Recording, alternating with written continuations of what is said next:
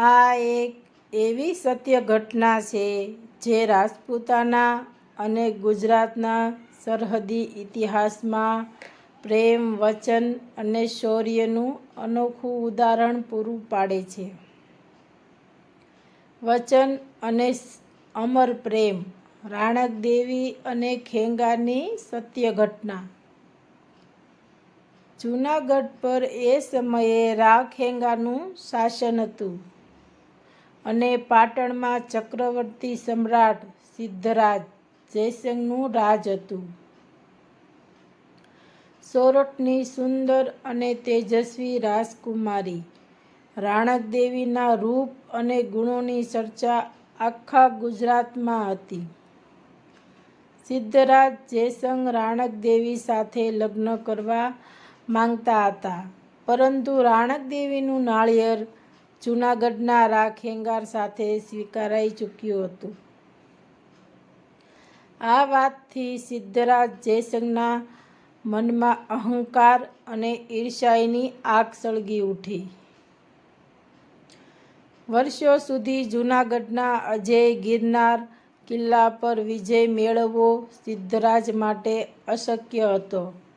પરંતુ કહેવાય છે ને કે પોતાના જ ઘાતક નીવડે.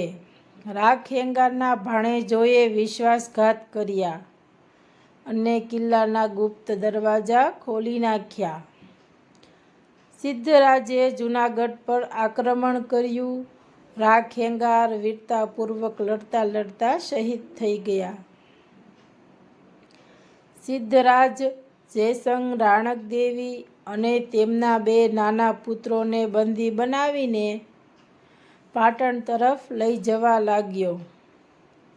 માર્ગમાં વર્ધમાનપુર, આજનું વઢવાણ, સુરેન્દ્રનગરમાં આવ્યું. પાસે ભોગાવો નદીના કિનારે રાણક દેવીએ ચાલવાનો નકાર ભણી દીધો. પતિના વિયોગમાં અને પોતાના સતીત્વની રક્ષા કાજે તેમણે પોતાના જીવનનો અંત લાવવાનો નિશ્ચય કર્યો. સિદ્ધરાજે તેમને પાટણની પટરાણી બનાવવાની લાલચ આપી, પણ રાણક દેવીએ ગર્વથી કહ્યું, જે મસ્તક ગિરનારના ધણી ખેંગાર સામે ઝૂક્યું છે તે કોઈ અન્ય સમ્રાટ સામે ક્યારેય નહીં ઝૂકે. ભોગાવો નદીના કિનારે રાણક દેવી પોતાના સતીત્વના બળે ચિતા ખડી કરી સતી થવા તૈયાર થયા.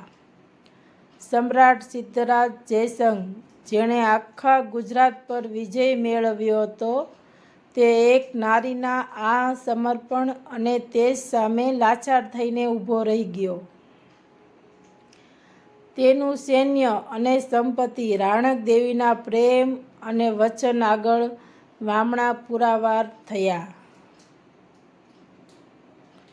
આજે પણ વઢવાણમાં ભોગાવો નદીના કિનારે રાણક દેવીનું મંદિર ઊભું છે, જે માત્ર એક ઇમારત નથી, પણ એક નારીના અમર પ્રેમ, અડગ વચન અને સ્વાભિમાનની સાક્ષી પૂરે છે.